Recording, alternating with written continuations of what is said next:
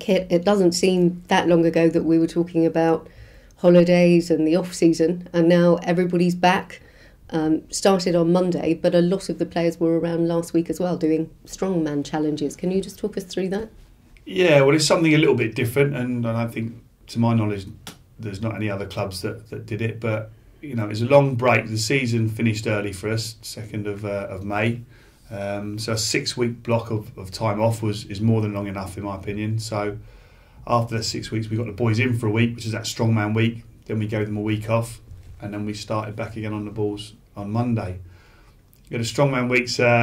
Gary Hall, our fitness coach, is his little baby, and it's something that we do with the under-18s, the under-21s, and it's a hard, tough physical week. There's no balls involved at all, other than medicine balls, and it's a real blast for the boys. But you know, the lads came in and approached it in the right manner, and in a perverse kind of way, I think they actually quite enjoyed it as well. So does it involve cardiovascular training as well, or is it just literally the kind of strength and conditioning? There's a little bit of CV work involved, but no, predominantly it's pulling sleds and it's flipping tyres and it's tug of wars and things like that. And I say it is hard work, but it's all functional stuff and sounds quite fun stuff as well. Well, it was quite fun. There was a couple being sick at times, but they did actually quite enjoy it as well. You know, and it's then we get it quite competitive. We put them in teams as well and get that competitive edge going too. And it was good. The boys have got to buy into it for it to work, and there was total buy-in from the players,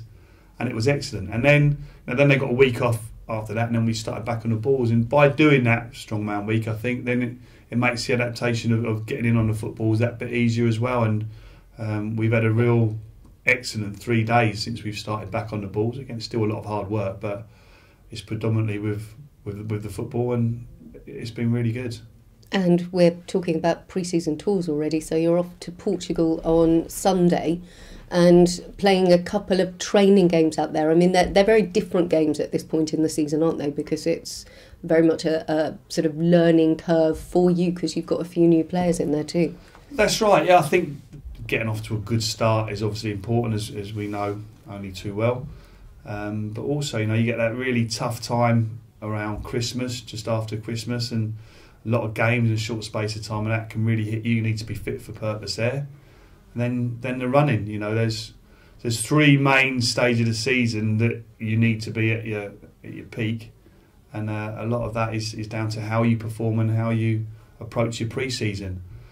So we'll do a lot of hard work, but it'll be working hard but working clever. There'll be a lot of thought and a lot of science behind the stuff that we do.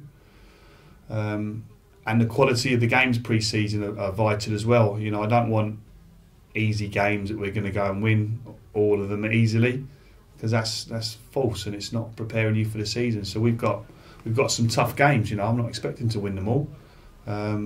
If we do, fantastic. I'll try to, without a doubt, because, you know, it starts becoming competitive football. But it's, you know, everything is geared to making us ready for Cardiff away. You inherited a squad when you took over. Now you're building a squad. Can you tell us a little bit about the signings of Andy Lonergan, Ben Pringle and Tom Kenny, and what you think they're going to add? Really, really exciting. Really pleased with all 3 boys that we've signed. Obviously, Andy Lonergan in goal is a very experienced keeper who comes with a good pedigree, good background. Played a lot of championship football and been very successful. So done well at his respective clubs. So great acquisition for us there. Pleased to get him on board. Ben Pringle, someone who did very well against us last year. Talented footballer. You know, again, had a good background, football at West Brom and at Derby.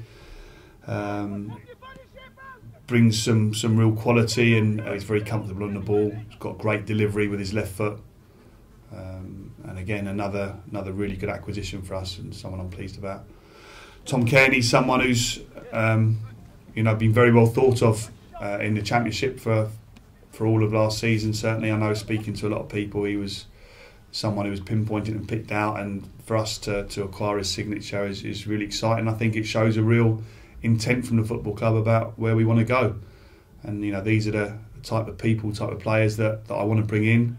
The attitude and the mentality is excellent. They're they're desperate to come to Fulham, which was a big thing. You know, I don't want to feel that we're doing people a favour. I want them to be desperate to come to us because they realise they're at a fantastic football club and they want to buy into what we're doing. They want to work hard and they want to be successful, and that's a great thing, and that gives us a really good chance. And the other players that we bring in, they've got to be hungry. They've got to show high levels of desire and drive, and they've got to tick all the right boxes for us. And championship experience is very important to you, that the players have played in this league and understand this league. That's a huge help, understanding the Championship is a tough, unforgiving league. You know, everyone knows that, and people almost say that like it's a bad thing. I think it's a fantastic thing. It's a brilliant league, and it's probably the most honest league that there is. But you know, to be ready to play in that, you need honest players, and that's what we're bringing in. Can you explain what you mean by honest? Players who are just willing to roll their sleeves up, work hard, fight for the cause, put the team first. You know, you've got to be a little bit selfless. You've got to want to do well for yourself. Of course you have. I understand that from everyone's point of view. But like I say, you've got the biggest crime for me, and I try to instill in the players that the biggest crime and the worst thing you can do in football is to let your teammates down.